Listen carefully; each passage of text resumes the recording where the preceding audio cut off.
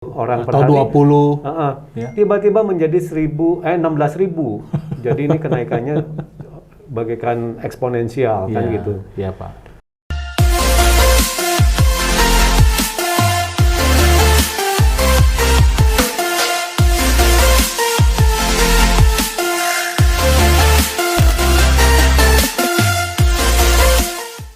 Sobat Adiaksa, hari ini kami di podcast AA Jaksa kembali kedatangan tamu spesial. Saya bersama Sekretaris Daerah Provinsi Jawa Barat, Bapak Setiawan Wangsa Atmaja. Apa kabar Bapak? Baik ya. Alhamdulillah. Pas podcast ini lagi dibuat, COVID sudah mulai melandai Pak ya? Ya. Yang Omikron Pak ya? Ya. Karena saya sering ikut rapat, saya selalu dengar suara Bapak menjelaskan.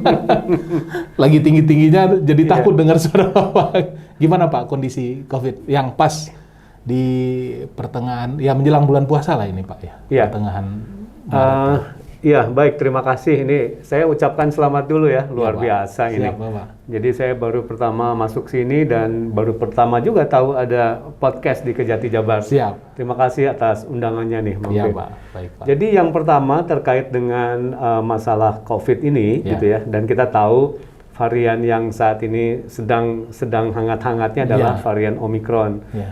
Dan Omikron ini mempunyai sifat memang penularannya lebih cepat dibanding varian yang lama ya Pak, Betul, yang tahun lalu, yaitu Ya. dibanding Delta. Ya. Tetapi sebetulnya Omikron ini apa istilahnya, apabila terkena kepada kita yang orang tidak ada komorbid misalnya, kemudian Ya. juga bukan usia rentan, Vaksin lengkap. vaksin lengkap, sebetulnya nggak terlalu fatal. Baik. Gitu. Tapi yang kita takutkan memang gitu ya, ketika varian Omikron ini itu mengenai atau menginfeksi kepada yang usia Comorbid. rentan, Ya. komorbid kan Ya. gitu ya. Nah oleh karena itu inilah yang harus kita jaga, tetap Ya. harus kita jaga. Makanya nih kita Tetap pakai masker. podcast pakai masker. Betul. Ya. Nah terkait dengan jangkitan. Ya. Saya melihat di awal Januari itu sebetulnya kita sudah sangat bagus sekali. Oke, Per ya. hari itu kita paling antara 20 sampai 50 orang per Ya, hari dan oke, ya. bahkan bisa lebih kurang Lebih dari kurang, situ. ya. Di awal Januari 2022. Ya. Ya. Nah, kemudian ketika memasuki akhir Januari itu mulai akan ada peningkatan. Nah, terlebih bahwa ketika memasuki 17 Januari itu paling tinggi. Oke. Jadi perharinya dari 10 30 orang per Atau hari 20. Ya. tiba-tiba menjadi 16.000. Jadi ini kenaikannya bagaikan eksponensial kan Ya. gitu. Ya Pak. Nah, kemudian mau tidak mau bahwa kita mengejar bagaimana vaksin ini harus kita tuntaskan Ya. selain dari prokes. Jadi prokes tuh mau tidak mau itu harus, itu Ya, keharusan. Nah, alhamdulillah sebetulnya saat ini. Jadi saya melihat setelah 17 Januari kurang lebih di angka 16 ribuan, Ya. kemudian terus agak ada penurunan. Ya, Bahkan sampai dengan ke hari ini hanya 2.500-an. 2.500. 2.300 lah, Ya, 2.300. ya. Tapi Jawa Barat masih tertinggi di Indonesia gitu Masih ya. tertinggi, untuk Pak, ya. tiap hari ya, kasus Ya. terkonfirmasi hariannya. Ya. Ya kita memahami betul kalau Jawa Barat tertinggi karena penduduk Jawa Barat juga tertinggi di Betul, Indonesia. betul. 49 juta, 49,9 juta. Iya, iya. Jadi kalau menurut hemat kami ya kita dengan cara seperti ini kita terus pertahankan, bahkan kalau bisa gitu ya kita Ya. terus kita reduce gitu ya dengan cara vaksin kita percepat. Iya. Insya Allah sebetulnya kita terus akan menurun kurang Baik, lebih Pak. seperti itu. Saya bagi penilaian saya pribadi kan begini Pak ya. Sekarang ini bahkan di luar orang kan sekarang informasi itu cepat ya. Di luar bahkan sudah mulai mencoba untuk tidak menerapkan prokes dan sebagainya. Ya. Mulai sudah ada masker tidak dipakai dan negara kita saja sudah mulai untuk tidak melakukan karantina dan sebagainya. Bahkan banyak beberapa negara sudah tidak melakukan karantina dan sebagainya. Ini bagaimana Pak kalau menurut Bapak? Khususnya untuk Jawa Barat nih nantinya. Iya. Karena kan fase sudah mau masuk ke endemi katanya. Itu saya Iya. juga tidak terlalu paham, tapi Iya. saya bingung juga. Memang ini sebetulnya kan tarik ulur antara perekonomian kita dan Iya. juga masalah kesehatan gitu ya. Tetapi memang di fase-fase pertama 2020, 2021 kita betul-betul kesehatan ini nomor satu Iya. gitu ya. Jadi Makanya kita terkonstruksi dari pertumbuhan ekonomi kita kan cukup dalam, Betul. di minus 3,7. Minus 3,7 Pak? Betul, Wah. ya yang biasanya kita di angka Iya. 6 Iya. gitu ya, 6%. Tapi ini kan senasional kita, bahkan Iya. seluruh dunia pun Betul. mengalami yang hal Iya. yang sama. Nah saat ini kita sudah beranjak meningkat lagi cukup baik gitu ya. Iya. Jadi sekarang kita merangkak mendekati ke 3% kan, positif tapi pertumbuhannya Oke. kan gitu ya. Iya. Bahkan di akhir triwulan keempat 2021 Jawa Barat berhasil lebih tinggi dibanding rata-rata nasional. Oh. Jadi rata-rata nasional sekitar 5,7, Jawa Barat 6,3 lah kurang lebih. Bisa seperti itu. 6,3 Pak, ya? Year on year ya kalau Iya, dibandingkan iya. tahun ini dan tahun belakang. Iya. Nah, oleh karena itu kalau umpamanya kita melihat saat ini kan masyarakat tanda kutip barangkali ada traumatik ya karena Iya. pembatasan sosial ekonomi. Jadi Iya. sehingga kalau kita betul-betul kayak zaman dulu penyekatan dan lain sebagainya kelihatannya sudah sangat apa ya namanya mungkin di masyarakat di mata Iya. masyarakat sangat jenuh karena mereka juga perlu untuk kehidupan dan Iya, lain sebagainya. dan sifatnya traumatik Pak. Betul. Dan Saya masih ingat waktu awal-awal Delta itu Pak, kita menghadapi orang yang dihukum sampai sekian 50 juta, berapa harus masuk ke ini, saya juga berpikir juga kan hal-hal yang menjadi traumatik bagi iya, masyarakat. ya termasuk Kan gitu. kita juga Iya, ya. Pak. Kalau kita sempat misalnya kita kena positif di rumah 7 hari, 14 hari kan rasanya kita sudah Iya. jenuh banget kan Betul, gitu. betul Pak. Nah tadi kembali lagi ke pertanyaan jadi gitu ya. Pada dasarnya memang kalau kita masih istilahnya gini, kalau kehidupan kita ingin lebih baik dibanding 2021 atau Iya. 2020 bahkan, artinya memang yang terutama adalah kedisiplinan kita di dalam prokes menggunakan masker. Iya, iya, Misalnya iya. itu aja. Itu aja. Jadi menggunakan masker ini adalah salah satu yang esensial menurut saya. Betul. Sehingga jangkitan-jangkitan kita pun tidak semarak lagi kan gitu ya, Iya, tidak iya. meningkat lebih tajam lagi. Iya. Karena bagaimanapun juga kalau umpamanya kita nggak disiplin, kemudian yang terjangkit banyak, kemudian mulai masuk rumah sakit dan lain sebagainya, kan akhirnya juga nggak mungkin juga kita longgarkan lagi kan Betul, gitu. betul Pak. Nah, jadi oleh karena itu bahwa pergeseran dari apa namanya yang tadi dibilang bahwa karantina kita kok lemah ya kan gitu Iya. ya. Memang harus dilihat dari sisi kami adalah dari mana asalnya dan lain sebagainya. Kemudian betul-betul harus di apa namanya pengetesan terhadap Iya. orang tersebut juga harus kita ketatkan. Maksudnya paling tidak dia yang memang melakukan perjalanan baik luar negeri khususnya luar Iya. negeri.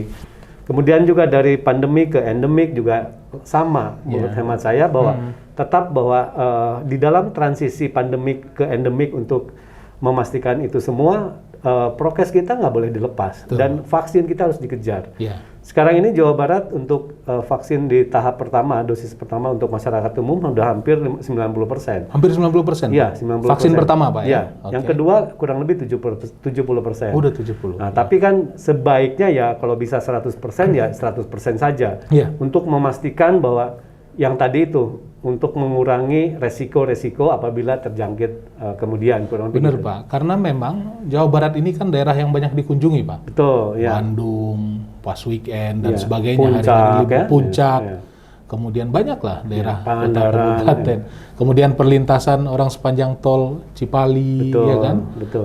Posisi itu yang banyak dikunjungi kan dan sebagainya. Mudah-mudahan pembangunan kita bisa kembali lancar Pak ya. Iya. Nah, kemudian kita bisa sama-sama ya setidaknya mengejar ketertinggalan ekonomi itu Pak. Persis. Kan gitu Pak. Karena ya? memang ya tarik ulurnya di sana. Jadi Iya. kalau kita mau ekonomi mau tumbuh bagus Iya. dan kita mau seperti zaman dulu ya dalam Iya. sisi konteks kesejahteraan kita, Iya. ya kita disiplin lah sekarang gitu. Karena Iya. sekarang udah lain eranya kan gitu ya. Betul, Karena betul. ada kasus COVID-19 ini. Iya, terkait pembangunan ini Pak. Ini bagaimana dengan ini proses penganggaran di Provinsi Jawa Barat sendiri sejak COVID ini? Bagaimana Pak? Apa masih harus menanggulangi banyak refocusing dan iya. sebagainya atau gimana Pak? Iya, jadi saya sedikit cerita ya, Iya. mundur sedikit ketika COVID terjadi 2020. Iya, Kemudian mau tidak mau kita melihat bahwa pendapatan kita kelihatannya mungkin tidak akan tercapai dengan sempurna pada saat itu. Dan Iya. ternyata iya, betul. gitu ya. Kita tidak mencapai kurang lebih kekurangannya dari pendapatan yang kita targetkan di angka 7 triliun. Itu tahun 2020? 2020 ya. Kan bayangkan saja bahwa kita sudah setting belanja di angka misalnya ketika itu normal pada saat itu. Tapi tiba-tiba berkurang 7 triliun, artinya kan kita benar-benar membongkar itu semua. Makanya terjadilah refocusing dan pergeseran pun lebih dari 3 kali kan gitu ya. Untuk mendapatkan belanja kita yang tepat sesuai dengan pendapatannya. Ternyata gitu ya, tidak hanya berhenti di 2020, di 2021 pun demikian. Terimbas juga. Sama gitu. Jadi pendapatan kita masih belum normal. Sehingga berkuranglah kurang lebih mungkin di angka 4 triliun kan gitu. Juga sama bahwa disitulah terjadilah pergeseran kembali kan gitu. Nah 2022 kita belum tahu nih. Di awal tahun kita sebetulnya perjalanannya sudah sangat bagus ketika COVID ini benar-benar sangat landai di bawah kasus perharinya di bawah 20 itu kan sangat promising ya, sangat menjanjikan bahwa ini kita udah normal nih. Tahunnya di Februari kan enggak juga. Terganggu juga kan gitu. Nah kalau umpamanya terganggu banyak jangkitan, otomatis pendapatan kita pun juga terganggu. Ini yang jadi masalahnya tuh selalu di sana. Jadi kalau seumpamanya kesehatan kita terdampak seperti itu, otomatis pendapatan kita pun dari sisi ekonomi tentu saja gitu ya. Itu juga terganggu. Nah kita juga nggak pernah ada yang memastikan bahwa 2022 semua misalnya setelah ini semua gitu ya itu akan normal. Itu juga belum ada yang menjamin seperti itu. Saya nggak tahu varian baru muncul lagi. Nah itu kan mungkin sekarang udah ada kombinasi antara Delta dan Omicron. Jadi Delta Cron kan gitu kan kayak gitu. Dan itu kita nggak tahu. Nah oleh karena itu yang kita ambil hikmahnya adalah memang kita harus betul-betul manajemen resiko kita ini harus apa istilahnya risk management kita harus kita tingkatkan. Betul, Pak. Jadi ada beberapa opsi misalnya gitu. Oke, kalau pendapatannya normal, artinya kita bisa berjalan dengan baik. Tapi kalau karena sangat tergantung dari pendapatan ya semua belanja ini. Kalau pendapatannya nggak normal, mau tidak mau kita switch lagi nih. Seperti apa? Apa skenario pembangunan kita? Seperti itu sebetulnya. Seperti itu Pak ya. Jadi memang harus kita harus siap dengan segala risiko kan gitu. Apalagi kita nggak tahu Pak. Kemarin Delta berakhir, udah nyaman Januari, Bapak sudah agak tenang. Kita nggak terlalu sering rapat, masuk Omicron kita rapat lagi. Saya bilang, waduh, ini udah mulai lagi nih. Kita udah timbul ini dan sebagainya. Tapi memang pembatasan juga nggak terlalu banyak lagi kan Pak ya kemarin itu. Nah, ini mengenai gimana sih Pak dari Provinsi Jawa Barat kita sudah membangun dengan anggaran yang ada, peran kejaksaan yang diharapkan oleh Bapak nih selaku Sekda. Iya, jadi peran kejaksaan yang kami harapkan adalah justru sebagai bukan lagi supporting buat kami. Justru harusnya juga bisa mengakselerasi gitu ya. Dalam konteks bahwa pengawasan yang dilakukan sama-sama kita maksudnya dalam artian bahwa apa yang kita lakukan harus sesuai dengan betul-betul regulasi dan untuk mencapai target yang kita inginkan. Dan kejaksaan ini sangat punya potensi atau kapasitas di sana gitu untuk mendorong kami, mengingatkan kami, bahkan memberikan rasa aman kepada kami bahwa ketika kami dalam mengejar atau mengakselerasi di dalam pembangunan ini.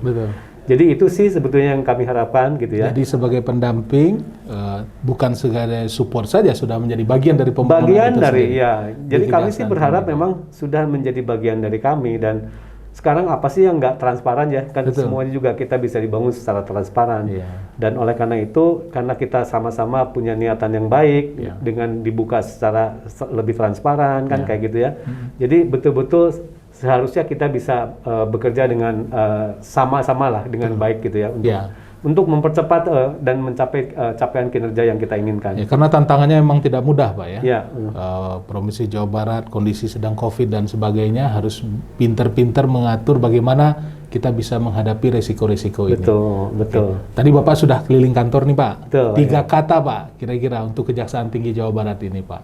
3 kata ya. Yang pertama saya amazed gitu ya. Jadi melihat bahwa jadi megah dari luar. Yang kedua clean, Clean ya. Clean. Iya, Pak. Beda banget. Kan saya dulu pernah ke sini. Clean Iya, sekarang. iya, betul. Dan yang ketiga harus dipertahankan Iya. apa istilahnya ramah keramahan. Siap, Bapak. Itu yang 3 hal gitu ya. Oke. Amaze, kemudian clean dan ramah gitu. Itu Oke. kesan saya ya Iya, ketika iya. saya berputar tadi. Ya, mudah-mudahan kita bisa pertahankan itu dan Bapak juga lancar dalam melaksanakan tugas, pembangunan Jawa Barat bisa berjalan dengan baik. Baik. Alhamdulillah. Terima kasih Pak Sekda. Sama-sama, Pak. Terima kasih Ya. atas kesempatannya. Oke, Sobat Adiaksa, demikian podcast kami dengan Pak Sekda Jawa Barat, Pak Setiawan Wangsa Atmaja. Terima kasih atas perhatiannya dan ketemu kembali di kesempatan lain. Assalamualaikum warahmatullahi wabarakatuh.